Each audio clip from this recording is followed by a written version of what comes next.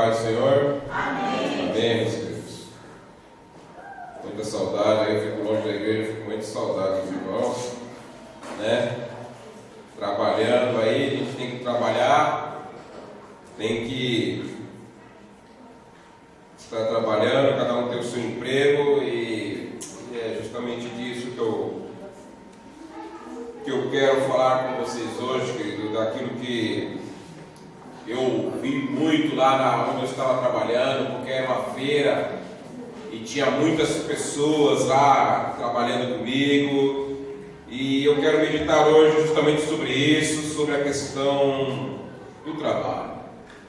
Eu quero que você abra a sua Bíblia lá em Colossenses capítulo 3, versículo 22 em diante.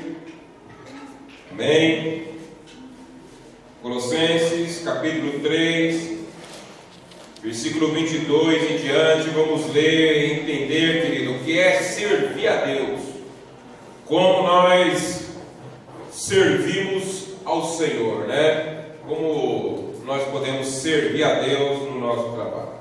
Diz assim: servos, obedecei em tudo o vosso Senhor segundo a carne, não servindo sob vigilância, visando tão somente a agradar a homens, mas em singeleza de coração, temendo ao Senhor. Tudo quanto fizerdes, fazei de todo o coração como para o Senhor, e não para homens, ciente que recebereis do Senhor a recompensa da herança. A Cristo o Senhor é que estáis servindo, pois aquele que faz injustiça receberá em troco a injustiça feita, e nisto não há acepção de pessoas. Poder sentar no nome de Jesus. O que é servir a Deus, né? Há um entendimento um pouco errôneo do que é servir a Deus, porque muitos pensam que servir a Deus, querido, é somente estar enganjado em algum ministério da igreja, ou seja, cantando na igreja, pregando a palavra, evangelizando, organizando os cultos, ensinando na igreja, na escola bíblica, sabe? Sendo missionário, no campo missionário. Isto, na verdade, está correto, é servir a Deus, mas não é toda a verdade, né? Não é toda a verdade, porque nem todos são chamados ao ministério. Então, aquele que não é chamado ao ministério não pode servir a Deus no seu trabalho. Nós temos que entender e compreender como é que isso funciona, porque o chamado é para servir ao Senhor. Queira você ser um chamado ministerial ou não, o teu chamado é para servir ao Senhor onde quer que você esteja, sabe? Ou seja, eu não fui chamado para ser um missionário, mas lá no meu trabalho eu tenho que servir a Deus, querido. Eu tenho que fazer as coisas do Senhor, seja um trabalho secular ou seja um trabalho ministerial, não importa a circunstância. O chamado do Senhor para servir ao Senhor. Em Colossenses 3,17 diz assim: em tudo que fizerdes, seja em palavras, seja em ações, fazei em nome do Senhor Jesus, dando por Ele graças ao Deus Pai. Ou seja, não importa o que você está fazendo, não importa a circunstância, não importa o momento ou o tipo de trabalho, tudo que você tem que fazer, faça em nome do Senhor, dando ao Deus Pai graças. Ou seja, não importa que você pode estar servindo a Deus onde quer que você esteja. Você lembra dos patriarcas? Qual que era o ministério dos patriarcas? Qual que era o ministério de Abraão? Qual que era o ministério de Isaac? Qual que era o ministério de Jacó, querido? Qual era profeta? Era sacerdote? O que era? Era reis? Sabe? Qual que era o ministério? Não tinha um ministério, querido. Eram homens de Deus, porque ninguém tem dúvida que eram homens de Deus, sabe? Cuidando dos seus afazeres, cuidando da sua família, cuidando do seu gado, plantando, cavando poço, sabe? Nas dificuldades do seu dia a dia por causa da seca e de inimigos, sabe? Mas eram homens de Deus. Por isso muitas vezes Deus se revelava: eu sou o Deus de Jacó, o Deus de Abraão, o Deus depois de Isaac, revelando assim que era um homem de Deus, mas você não vê esses homens de Deus com ministério, sabe, como Jeremias, que também era homem de Deus, como Isaías, que tinha um ministério, como outros tinham seus ministérios, querido. Porque a gente fica pensando que servir a Deus é tão somente ter um ministério na igreja, querido. É também. Mas você que não tem um chamado ministerial, querido, ou para nós, né, que temos um chamado ministerial, mas ainda trabalhamos no nosso trabalho secular, querido, sabe? Temos que servir ao Senhor tanto no ministério como no nosso trabalho secular, sabe? É necessário. Então eu dividi o meu sermão em 3 partes. Primeiro eu vou falar a origem do trabalho. Segunda parte eu vou falar como o cristão deve trabalhar. E a terceira parte a nossa esperança. Primeira coisa, eu quero falar com vocês sobre quem inventou o trabalho. Eu já vi até uma pessoa próxima de mim falando, eu quero saber. Ele chegou para mim e falou assim, eu quero saber. Ele estava cansado de trabalhar, né? Estava meio cansado. Ele falou assim, eu quero saber quem foi o cara que inventou o trabalho, que eu vou dar uma corça nele, né? Eu vou dar uma corça nele. Quem inventou esse negócio de trabalho? Então, quem inventou o trabalho foi Deus, né? Deus inventou o trabalho, porque você vai lá em Gênesis, capítulo 2, versículo 15, Deus, depois de construir lá o paraíso, colocar o homem no paraíso, a ordem foi, no capítulo 15, capítulo 2, versículo 15, a ordem foi: tomou, pois, o Senhor ao homem e o colocou no jardim do Éden, no paraíso. Para o quê? Para cultivar e guardar. Ou seja, ele colocou o homem, sabe, no paraíso. Imagina, querido, era o paraíso de Deus. Quando nós meditamos no paraíso, quando nós meditamos no céu, a última coisa que você possa pensar é em trabalhar. Você fala, não, vou estar lá, sabe, a dor fica lá, o Adão fica aí, sabe, fica aí à toa, sem fazer nada, fica aí, sabe, vai passear, né, vê aí como é que tá as coisas, né, descansa embaixo de uma árvore, come uma fruta, né, dá um mergulho no rio. Pelo contrário, ele coloca o homem no jardim, no paraíso, e fala, olha, você vai cultivar e você vai guardar. Então, daqueles que falam assim, como muitas vezes eu já vi, falando sobre prostituição, falam, olha, é a profissão mais antiga do mundo. Mas não, a profissão mais antiga do mundo é agricultor e vigia, né? Essa é a profissão mais antiga, porque Deus, quando colocou o homem, falou assim, olha, você vai ser um agricultor, porque você vai cuidar do jardim, vai cultivar o jardim, e você vai ser um vigia, porque você vai guardar esse local. É a sua função, é o seu trabalho, querido, sabe? E era maravilhoso, querido. O homem foi colocado lá não para ficar ocioso, mas para sentir útil. Não, era o jardim de Deus, querido. Não precisava ser, sabe, a necessidade, sabe, de trabalho, mas o homem se sentia útil. E essa era a função, querido, do trabalho. O homem se sentiu útil lá no seu trabalho. O trabalho tinha algo prazeroso, sabe? Tinha algo de satisfação. O homem não reclamava, sabe? O homem tinha comunhão com Deus. Era maravilhoso. Você não vê trechos na Bíblia de Deus, Adão reclamando do trabalho. Ah, Senhor, esse trabalho que o Senhor me deu é muito cansativo, não aguento não. Todo dia tem que ficar cultivando, tem que ficar guardando o jardim. Você não vê isso, querido. Você não vê uma insatisfação. Ah, Senhor, eu trabalho, parece que não dá em nada. Sabe? Parece que não, sabe? Meu coração ainda está vazio. Não, a gente não vê isso, querido. Sabe? Mas a gente vê uma comunhão maravilhosa com Deus. O homem se sentindo útil, o homem tendo prazer, sabe? De estar no jardim de Deus, estar no Éden, no paraíso. E Deus coloca lá e ele se sentia útil, ele tinha prazer, ele tinha, sabe, uma comunhão maravilhosa com Deus no seu trabalho. E Deus se alegrava com ele, era maravilhoso. Mas infelizmente, querido, tudo se estragou. Sabe?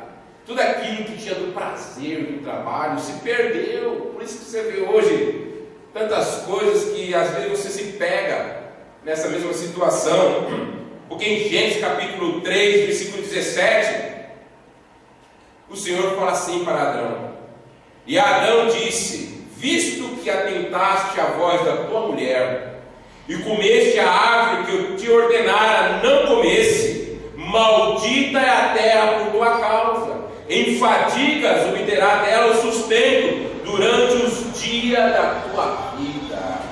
Ou seja, mudou tudo, querido. Mudou tudo. Deus não falou: olha, agora você não vai precisar mais trabalhar, sabe? Porque agora você gravou tudo. Deus não falou: agora você vai trabalhar, querido. Mas todo aquele prazer, toda aquela satisfação, toda aquela comunhão que o trabalho trazia, que tudo isso vai ser tirado, porque maldita é a terra por tua causa, Adão. Sabe? Porque você me desobedeceu. Sabe? Você descumpriu a ordem direta que eu tinha dado para você, para não comer do fruto, e você foi lá e ouviu a voz da tua mulher e foi lá e comeu. Agora, Adão, maldita é a terra por tua causa. Em fadigas, sabe? Ele fala assim, né? Em fadigas obterás dela o sustento durante os dias da tua vida, querido. Em fadigas. E eu te pergunto, querido, é diferente hoje?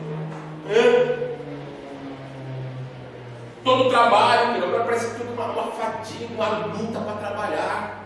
Nós vamos trabalhar porque é uma necessidade. Nós não temos mais o prazer do trabalho. Por mais que seja uma vocação, por mais que você ame aquilo que você faz, mas tem uma hora que você, nossa, eu não aguento.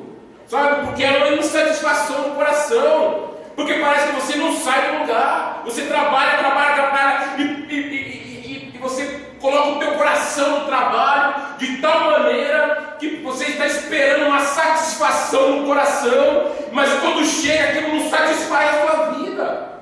Você fala: nossa, o resultado não era esse que eu estava esperando. Eu esperava algo que encheu o meu coração. Mas não é isso, querido. O homem agora trabalha e é cheio de murmuração. Quantas vezes você se pegou a você mesmo ou a colegas de trabalho murmurando, reclamando? Que droga de trabalho, que droga de patrão, que droga de empresa, que droga que está chovendo, tem que trabalhar, tem que pegar o carro, eu não aguento mais, tem que trabalhar, eu estou cansado. Não é assim? Eu estava lá trabalhando lá no meu trabalho e só via pessoas reclamando e reclamando e reclamando, e aquilo enchia, porque às vezes eu me pegava reclamando também, sabe?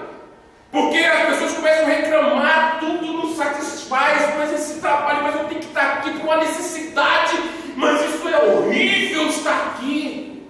Se eu pudesse eu sumia, se eu pudesse eu desaparecia, eu ia para outro lugar, mas nossa, estar aqui é terrível.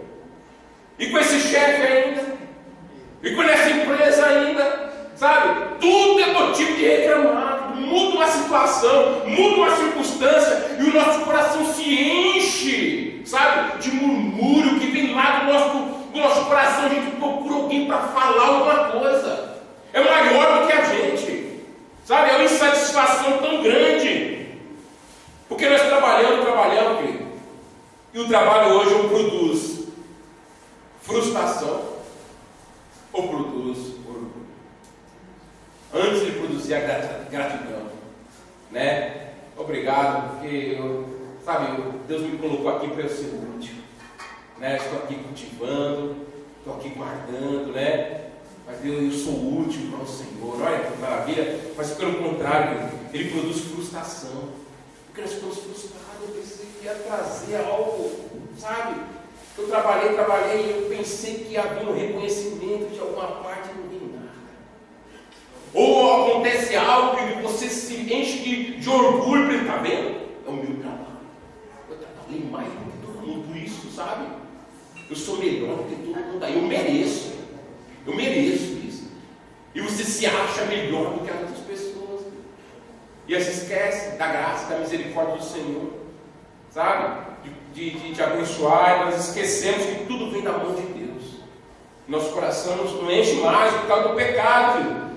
Sabe? O trabalho hoje, quantas pessoas se afastam de Deus por causa do trabalho?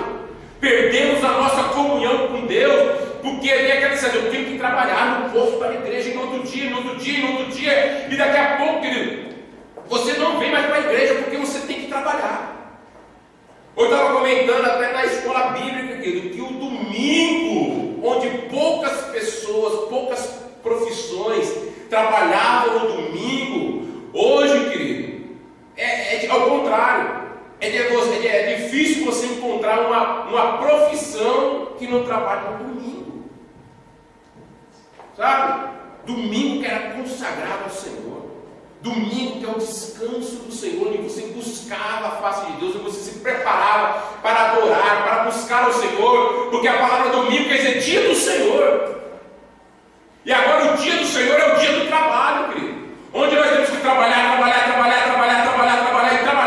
você não tem mais comunhão, porque eu estava trabalhando, querido, sabe, tão cansado, eu estava falando até perdido, aquilo tomava tanto meu tempo, eu chegava cedo lá naquele serviço, saía à tarde, querido, que eu não tinha vontade de orar, eu estava tão cansado para ler a Bíblia, eu começava a ler a Bíblia, parece que meu olho cansado, não conseguia, porque essa é a intenção hoje, querido, sabe, o mundo hoje te enche de trabalho. E às vezes nós buscamos uma satisfação, algo no trabalho, querido, que nós só encontramos em Deus, mas não acha no trabalho, não tem, é tudo mentira. Você vai ficar tão cansado, tão exausto, querido, que você não vai ter ânimo para buscar Deus, você não tem ânimo para ler a Bíblia, você não tem ânimo para orar, sabe? Aí vem o pecado sobre a sua vida, e você está tão fraco que você se sujeita, querido, porque você não está forte, porque você não tem se alimentado, você não tem tido comunhão com Deus, por causa do trabalho. Antes o trabalho proporcionava momentos de comunhão com Deus, depois do pecado, agora o trabalho, se nós não vigiarmos, querido, e o trabalho vai ser um momento que nós perdemos a comunhão com o Senhor, tudo por causa do pecado, atrapalhou tudo, sabe? Gênesis 13:9 diz: no suor do teu rosto comerá o teu pão. Antes era fácil plantar, né? Eles plantavam lá no Jardim do Éden, e as coisas nasciam fácil, né? Porque estava com a bênção do Senhor, com a mão de Deus ali, nós tínhamos comunhão com Deus. Mas agora ele fala: olha, é com o suor do teu rosto, é com o suor, muita luta, dificuldade, querido. Veja agora o momento que nós estamos passando de seca. Cai uma chuvinha, mas não é suficiente. Quem controla a chuva, querido? Se Deus cerrar o céu por 3 anos, quem é que vai falar agora tem que chover, tem que chover? Deus fala: não vai chover. Quem é que controla? Você vai ver, se Deus não trazer chuva logo, você vai ver a dificuldade que a gente vai passar. Os produtos vão ficar cada vez mais caros, né? Mais dificultoso, seu dinheiro não vai valer tanto como vale hoje. É só o Senhor falar: olha, eu vou só segurar um pouco a chuva, vocês veem que tudo vem da minha mão, né? Quem controla a chuva? Quem controla? Meu sogro era encarregado de uma empresa chamada Tecmólogia, estava aqui no Parque Industrial da Leopoldina, né? Ele é encarregado, e ele falava algo assim, ele falou para mim: Marcelo, é incrível, você quando contrata o peão, que é a forma dele falar o trabalhador, ele fala o peão, quando o peão é contratado, ele só falta beijar o seu pé. Ele é grato, ele é agradecido, ele trabalha, ele se esforça, toda vez ele está ali no horário certo, mas basta o peão, né, pagar as dívidas. É 3 meses certinho, parece uma coisa, é 3 meses. Pagou as dívidas, deixou tudo certinho e é o primeiro na fila a reclamar. Sabe? Reclama do horário, reclama do serviço, reclama dos benefícios, reclama de tudo. Difícil você encontrar, difícil você encontrar um peão, sabe, que seja trabalhador mesmo, que trabalha assim, tem as dificuldades lá, né? Mas continua trabalhando. Ele falou: por quê, querido? Eu estava lá em Cuiabá, é a mesma conversa. O dono lá de uma padaria, ele falou assim: olha, contratei uns haitianos. Rapaz, no começo eu falei: vou encher a padaria só desse pessoal aí. Os caras trabalhavam, mas foi só os 3 meses. Ele se tornou os piores trabalhadores. Foi os piores trabalhadores que eu já contratei, só no começo, na necessidade de trabalhar, sabe? É a mesma coisa, quando a gente está desempregado, a gente fica: ai, Deus, me dá um trabalho, me dá um serviço, Senhor, abençoa minha vida com serviço, com trabalho, porque as coisas estão faltando aqui, a dispensa está cada vez menor, é assim? Mas quando o Senhor nos dá um trabalho, no começo você agradece, daqui a pouco você está reclamando. Daqui a pouco você está murmurando contra o patrão, contra a empresa, contra um colega que está junto com você. Aí você começa a murmurar e reclamar, e aquilo não satisfaz mais, querido. Sabe, nosso coração e a nossa vida.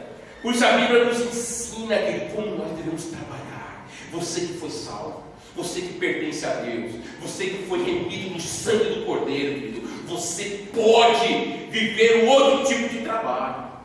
Não outra circunstância, porque a circunstância é a mesma para todo mundo, querido. As lutas, tanto para a pessoa que não serve a Deus como para você, são as mesmas, sabe? Mas agora você não pertence a você mesmo, você foi comprado, sabe? Você agora pertence a outro Senhor, sabe? Aquele que morreu na cruz e ressuscitou dentre os mortos. Você pertence a Ele, você é propriedade exclusiva do Senhor. E Ele diz para nós aqui, a partir do versículo 22, Ele diz assim: servos, né? Todos nós aqui, Ele está falando de servos, de trabalhadores, que sabe de servo, né? Por isso que a palavra serviço. Obedecer em tudo, né? O vosso Senhor, segundo a carne, ou seja, o seu patrão. Não servindo apenas sob aparência, sob vigilância, visando tão somente agradar ao homem, mas em singeleza de coração, temendo ao Senhor. Em primeiro lugar, querido, ele diz para nós, querido, sobre a questão do temor do Senhor. Por quê, querido? As pessoas temem a todas as coisas. A pessoa tem medo de ficar sem um emprego. A pessoa tem medo de ficar sem dinheiro. A pessoa tem medo de ficar doente, de perder sua família, de perder sua esposa, sabe? A pessoa tem medo de um assaltante, tem medo da morte. Mas tem medo de Deus, só a alma regenerada nele. Porque ele diz assim: olha, você como está servindo lá no seu trabalho, proceda da mesma maneira, queira o seu patrão estar olhando você o que está fazendo, queira você estar longe da vista dele, querido, porque você tem um Senhor acima desse patrão que vê tudo. Ele está vendo o que você está fazendo. Olha, porque se você está tão somente fazendo as coisas bem feitas como o seu patrão, segundo a carne, está te vigiando, você está querendo agradar ao homem. E isso não é coisa de filho de Deus. Isso não é coisa de uma pessoa que foi santificada, que foi justificada, que foi comprada. Porque você tem um patrão acima desse patrão que vê tudo, querido.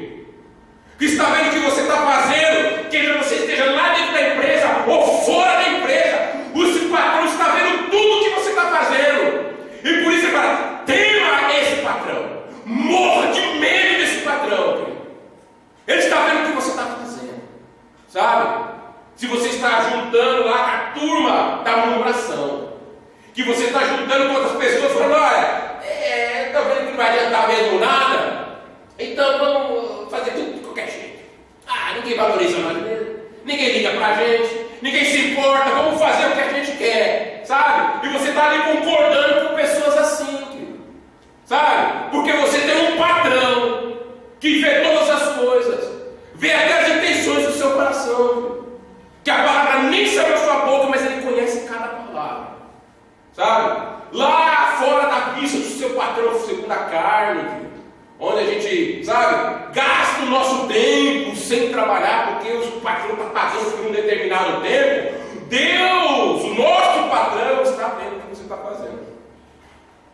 E com a ele não dá para esconder, não dá para fugir.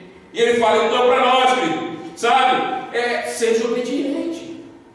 Seja obediente, querido, porque não existe autoridade que não é constituída por Deus. Se agora você tem uma autoridade patronal, né? Parece agora sindicalista falando, né? Patronal, querido. Deus colocou ele sobre a sua vida. E agora, seja obediente. Ele faz aqui, ó: servos, obedecei em tudo os vossos senhores segundo a carne. Obedeça. Faça aquilo está mandando você fazer, querido, você está glorificando a Deus nisso. Você está servindo ao Senhor nessas coisas. Mas pastor, mas nessas coisas corriqueiras eu estou servindo a Deus. Claro, amado. Porque quantos não são de Deus, ou quantos dizem que são de Deus e não são obedientes? Quantas reclamações você sabe, querido, que já ouviu reclamações de pessoas falando, eu não gosto de contratar crente. Eles são desobedientes. Eles são desobedientes, eles falam de Deus, mas não vivem para Deus. Vocês sabem disso. Pessoas que se dizem do Senhor, mas não vivem para a glória de Deus, coisa nenhuma. São desobedientes, o patrão manda, mas eu não gosto. Querido, não é. Você não está servindo o seu patrão, ele está falando que você está servindo a Deus. Seja obediente, querido. Sabe? Porque temer essas coisas que eu falei antes, querido, é natural de todos os seres humanos. Temer uma doença, temer ficar sem dinheiro, sem recursos, temer ficar sem comida. Mas temer a Deus é só a alma regenerada. Sabe? Porque Deus para nós, querido, não é um conto de fadas. Deus para nós, querido, não é uma abstração. Sabe? Deus para nós é algo real, algo concreto. Sabe? E nosso Deus é onipresente, Ele está em todo canto. Ele conhece tudo, Ele está vendo o que você está fazendo. Se você está servindo a Ele, se você é obediente ou não lá no seu trabalho. Sabe? Que você seja obediente a Deus, queira o seu chefe esteja vendo ou não. Você está trabalhando da mesma maneira, não importa. Sabe? Para que ninguém venha. Porque quando você é desobediente, querido, você está defamando o nome do Senhor. Primeira coisa que uma pessoa vai falar é aquele crente desobediente. Aquele crente, ele fala que é de Deus, mas sabe? Eles falam do nome de Jesus, porque o nome do Senhor está sendo blasfemado. Está sendo blasfemado.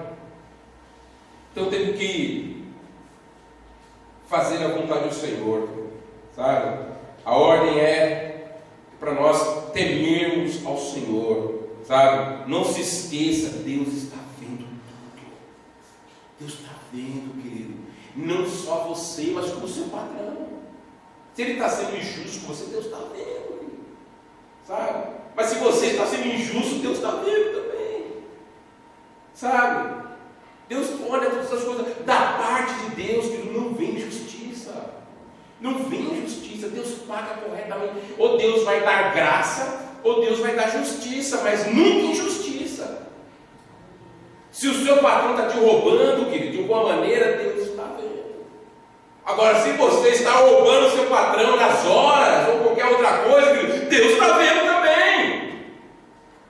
E as pessoas, eu acho incrível, eu acho uma palavra que nós devemos, que traz ao mesmo tempo, querido. Essa palavra, ela é curtinha, mas ela é uma frase que traz ao mesmo tempo alegria e temor.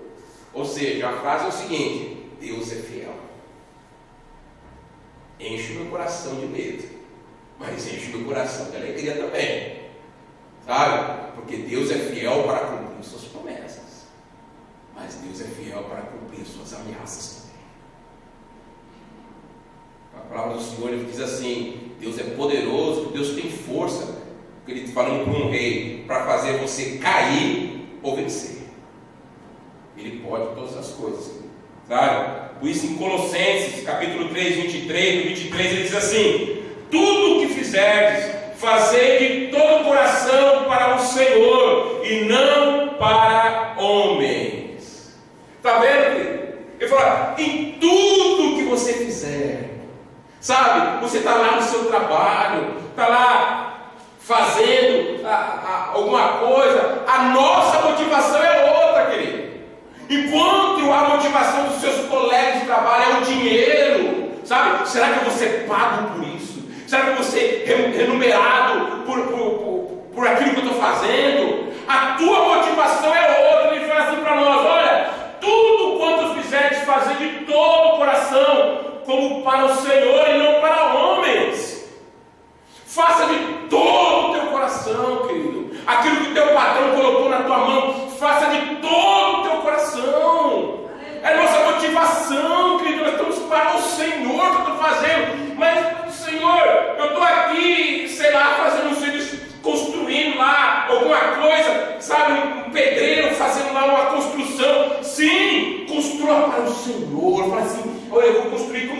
Senhor fosse habitar nessa casa. Como meu Senhor Jesus fosse morar nessa casa, eu vou fazer de todo o meu coração, eu vou fazer certinho, da maneira correta, sabe? De tal maneira que é para o Senhor, sabe? O Senhor é o meu patrão, Ele é o meu patrão, querido, sabe? Nós que somos cristãos temos outras motivações, querido. Um sapateiro, uma vez perguntou para Lutero de como ele devia servir ao Senhor. Perguntou para Lutero, falou: Lutero, como é que eu devo servir? Um sapateiro, sabe? E às vezes você pergunta para uma pessoa da igreja: como é que eu faço para servir ao Senhor? Você vai falar: vai lá, né? Entra na igreja, peça uma função do pastor para estar ajudando na igreja, você vai estar servindo a Deus, né? A Lutero era diferente, ele falou assim: olha, construa, faça o melhor sapato que você puder fazer, e depois venda por um preço justo. Isso é servir a Deus, sabe? Fazer o melhor que eu possa fazer, e depois vender por um preço justo, sem usura, sem ganância, sabe? Sem enganar ninguém. Olha, isso aqui é o que fala, sabe? Isso é correto. Faça, querido, os sapatos de todo o teu coração, né? Faça de todo o coração como para o Senhor, e tema a Deus na hora que você for vender, sabe? Não tem usura, tema a Deus, tenha temor do Senhor em tudo que você for fazer, sabe? Deus está vendo lá o seu trabalho, Deus está vendo o que você está fazendo, Deus está vendo como você está fazendo. Se há injustiça na sua vida, lá no trabalho, Deus está vendo todas as coisas. E a nossa motivação é outra, sabe? Nós queremos fazer de todo o nosso coração para o Senhor. O Senhor é o nosso patrão. Seu patrão, querido, é claro que o seu patrão é aquele lá que vai, mas ele é canal. Ele é canal, querido. Se você tem um emprego, querido, é porque Deus proveu uma pessoa para te dar um trabalho, sabe? Eu tenho que orar pela vida do meu patrão lá, porque pela vida dele, Deus me deu um trabalho, porque eu posso sustentar minha família, né? Que eu posso sustentar minha casa. Mas quando nós murmuramos, querido, quando nós nos ajuntamos com a pacotinha da revolução, da rebeldia, em murmúria, em protesto, quer dizer que eu não estou confiando em Deus, eu estou confiando em mim, sabe? Eu acho que a minha força é uma questão de soberba, querido, sabe? É a soberba que acha que é a minha força, é a minha capacitação, é a minha sabedoria. Eu esqueço que tudo vem de Deus como um dom, sabe? Tudo vem do Senhor como um dom para a minha vida. E a gente enche o nosso coração de insatisfação e reclamamos, querido, porque nós achamos que merecemos algo. E esquecemos da graça e da misericórdia do Senhor sobre as nossas vidas, que é a graça do Senhor. Por que nós temos saúde para trabalhar? Depende de você.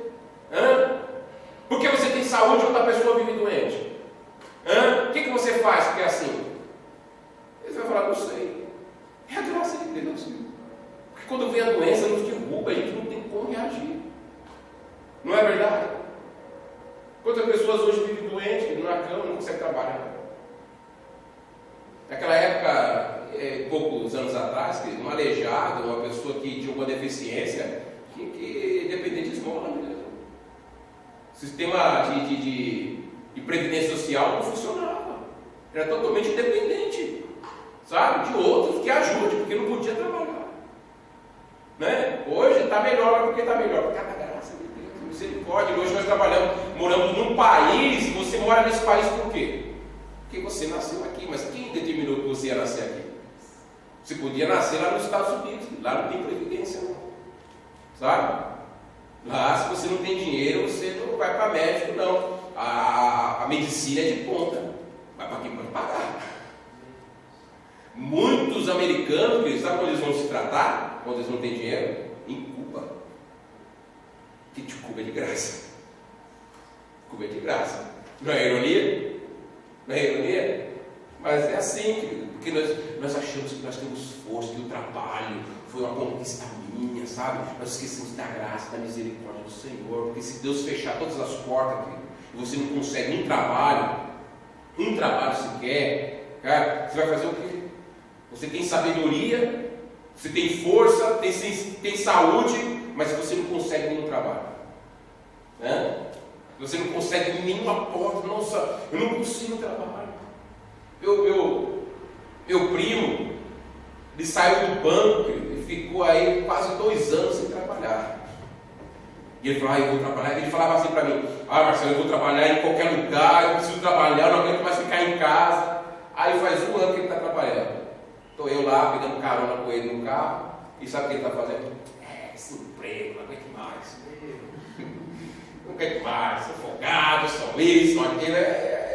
Está no coração, o trabalho, querido, agora, ele não traz mais a satisfação que só Deus pode dar, sabe? Só Deus pode dar, e você vai ser tentado muitas e muitas vezes a murmurar, a olhar, querido, como é essa terceira parte que eu quero falar com vocês, sobre a recompensa.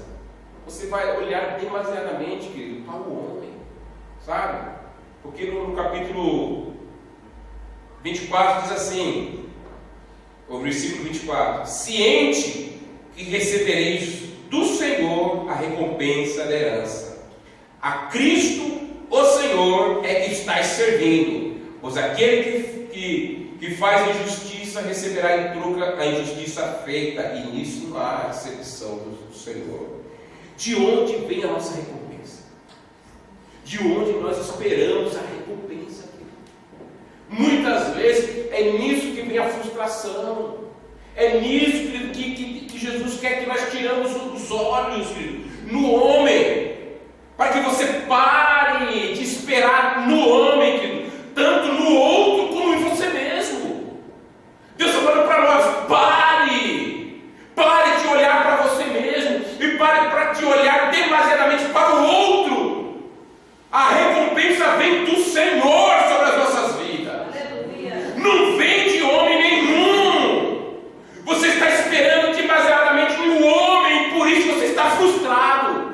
Você está olhando para você mesmo, e por isso o seu coração enche de soberba. E Ele manda para olhar para Deus, o ciente que recebereis do Senhor a recompensa da herança. A recompensa vem do Senhor para nossas vidas, que nós não olhamos mais para o homem, nós não olhamos mais para as pessoas, porque uma pessoa pode até prometer algo para você, mas é um ser humano. Pode vir circunstância sobre a vida dela, que está além dela e faz com que ela quebre a promessa. Isso estou falando no caso quando a pessoa quer cumprir a promessa, sabe? Fique doente, morre antes do tempo, perca os seus bens, não tem condição mais de te ajudar, né? Ela até quer, mas não tem condição, sabe? E fora aquelas que realmente não quer e mudou de ideia. No começo afirmava que sim, mas agora mudou. Agora não. Se eu pudesse voltar atrás, eu prometi algo que eu não quero mais fazer, sabe? Não quero mais cumprir. Mas estou falando de uma pessoa que quer cumprir, querido, mas de repente morreu, sabe? Está além da pessoa, ficou doente, perdeu os bens, não pode mais te ajudar, acabou. Você estava confiando, você estava olhando para o homem, ou você está olhando para você mesmo, sabe? Eu devia ganhar mais, eu devia ser reconhecido, aquela promoção devia ser minha. Não é assim, querido? Aquela promoção devia ser minha, sabe? Eu devia ser reconhecido. Aí seu coração se enche de frustração, se enche de soberba e te afasta de Deus, querido. E você fica triste. Mas Deus está falando: olha para o Senhor, confia nele, Ele vai te recompensar. A recompensa não vem de homem nenhum. Para de olhar para o homem, para de olhar para você mesmo, olhe para Deus, espere em Deus, somente no Senhor, querido. Sabe? É a verdade, querido, que o teu Senhor, a quem você pertence a Ele, querido. Você tem que olhar para Ele, esperar nele. Você está esperando no homem, querido, você vai ser frustrado. Mas a palavra do Senhor fala: aquele que espera no Senhor renova as suas forças. Aleluia. Você não vai murmurar se você estiver esperando no Senhor. Mas uma pessoa pode dizer para você, ou você mesmo fala: mas eu estou esperando no Senhor, eu não tenho mais força. Então você não está esperando no Senhor. Mas como? Eu estou esperando Senhor, mas estou cansado de esperar. Não está esperando, porque se você está esperando no Senhor, a palavra do Senhor fala que aqueles que esperam no Senhor renovam as suas forças, querido. Nunca está desanimado, nunca está frustrado, nunca está, sabe, chateado porque está demorando, porque ele é renovado. Sabe? Ele é renovado. Então as outras pessoas vão murmurar perto dele e vão falar: mas por que você não está reclamando? Por que você não está conosco, sabe?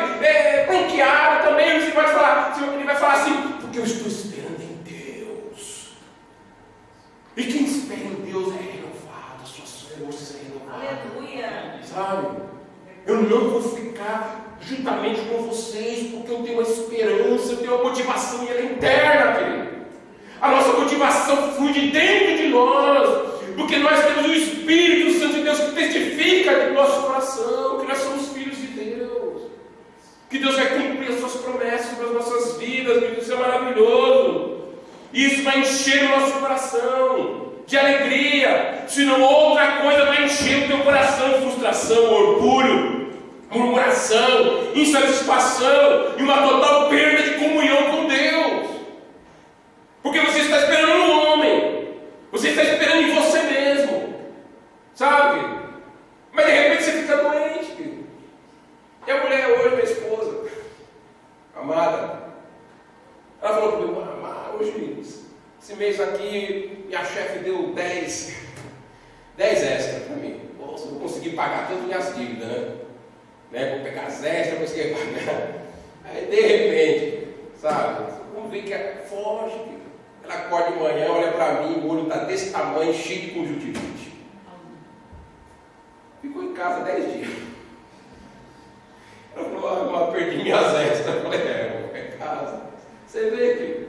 Por quê? Porque é uma confiança em nós, né? É uma confiança nossa, querido. A gente pensa que, sabe, eu vou conseguir, eu tenho a força, e a gente não tem nada, querido. De repente vem algo que está além de nós, que nos derruba.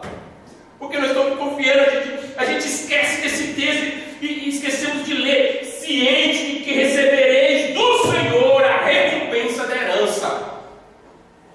Você está trabalhando, querido, como para o Senhor de todo o teu coração, mas não está esperando do homem a recompensa, está esperando do Senhor. Ao Senhor ele fala assim, depois, a Cristo o Senhor é que está servindo. Não esqueça disso, querido. Você é servo de Deus antes de ser servo de qualquer homem. Antes de você estar trabalhando para qualquer pessoa, você é servo de Cristo. Você tem que servir a Ele, você tem que fazer de todo o coração, sabe? Se você é um sapateiro, você tem que fazer um sapato. Eu vou fazer um sapato como se fosse o meu Senhor fosse calçar ele, de todo o meu coração, fazer da melhor forma que eu puder, sabe? Porque o meu Senhor vai usar, sabe? E eu quero agradar a Deus. E você agrada a Deus quando você é obediente, quando você faz de todo o coração lá no seu trabalho.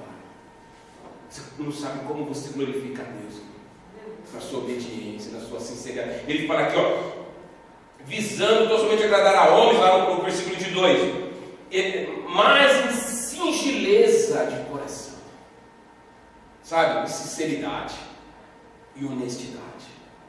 Ser sincero. Você não tem duas palavras, sabe? O seu sim é sim e o seu não é não. Não tem o seu não pode ser um sim ou pode depender da pressão que você sofre, sabe? O seu sim é sim e o seu não é não, sabe? Você não é uma pessoa que muda de repente da circunstância do momento. Olha, eu falei sim, mas agora é não. Eu falei não, mas a circunstância mudou. Não, você é sempre sim, o seu não é sempre não. Você é sincero de todo o coração, querido, sabe? Jeremias, capítulo 17, versículo 5, diz assim: assim diz o Senhor, maldito o homem que confia no homem, que faz da carne mortal o seu braço e aparta o coração do Senhor. Se você está confiando no homem, seja você ou seja o outro, sabe? Deus está falando para nós, maldito, você confia no homem. seja em você, ou seja no outro, você é maldito. Seu coração se apartou de mim. Mas ele diz logo em seguida: bendito é o homem que confia no Senhor, que faz do Senhor a sua esperança. Por quê? Porque aqueles que esperam no Senhor renovam as suas forças. Né? Esperando, sabe? Confia no Senhor, confia de todo o coração, ciente que recebereis do Senhor a recompensa, querido.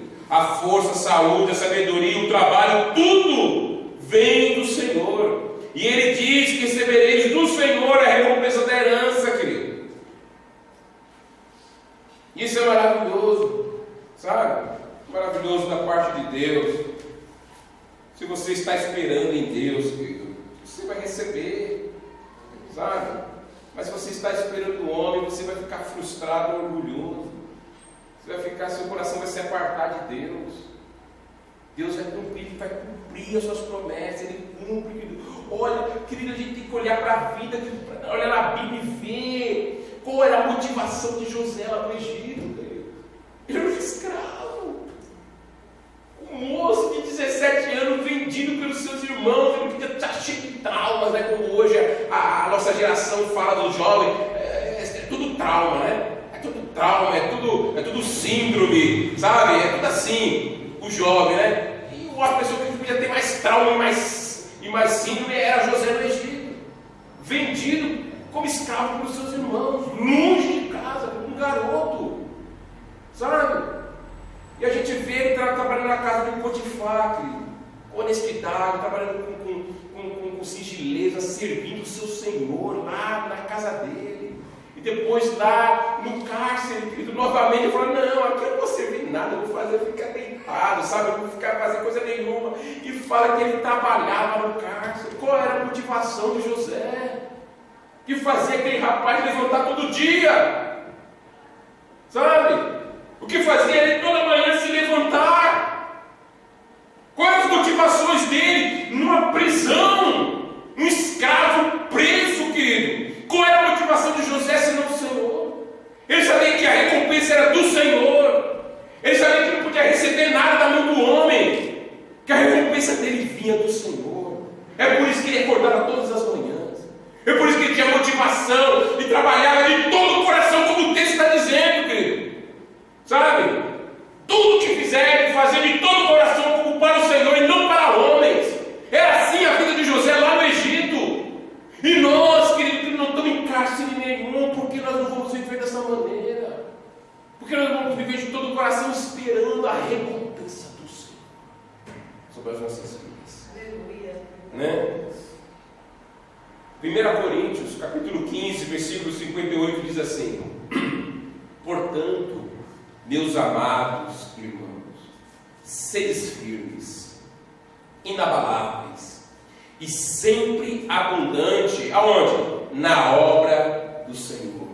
Ou seja no ministério, ou seja no seu trabalho secular, tudo é obra do Senhor.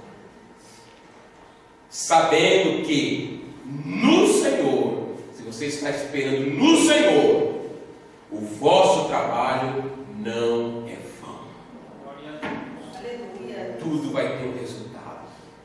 Tudo tem um propósito. Não é vazio. Você não vai falar, como dizia muitas vezes nessa expressão: nadei e morri na praia. No Senhor não. No Senhor isso não acontece. Você nunca vai morrer na praia. E olha que esse texto está falando sobre a ressurreição dos corpos. Ele fala: mesmo que você não receber nesta terra, você vai ressuscitar entre os mortos, você vai receber. Porque ele fala que no Senhor o nosso trabalho não é vão. Seja ministerial, seja secular, é obra de Deus. Você está trabalhando para o Senhor. O teu Senhor está vendo tudo que você está fazendo. E tudo que está fazendo com você. Aleluia. E uma palavra de advertência no final. Versículo 25 diz assim: pois aquele que faz injustiça receberá em troco a injustiça feita, e nisso não há acepção de pessoa. Ele não está falando que vai fazer injustiça com você. É que é injustiça feita, ou seja, paga daquilo que você fez. vai dar uma advertência, fala, isso não é acepção de pessoa. Quer você seja alguém que foi salvo, quer não. Se você está fazendo coisa errada no seu trabalho, você vai receber a paga daquilo que você está fazendo. Quer você seja, não, mas eu sou de Deus, não pertenço. Não, aqui não há acepção de pessoas. Você vai receber aquilo que você está fazendo, porque o nosso Senhor está vendo tudo. Tema Ele, morra de medo de Deus, trema nas bases, quando vinha a tentação de você fazer algo errado. Opa! Meu Senhor, segundo a carne, o meu patrão está vendo. Mas o meu patrão, o maior, está vendo tudo. Não tem como esconder. Não tem como fugir. Amém? Amém. Vamos ficar de pé. Porque você vai receber do Senhor a recompensa da herança.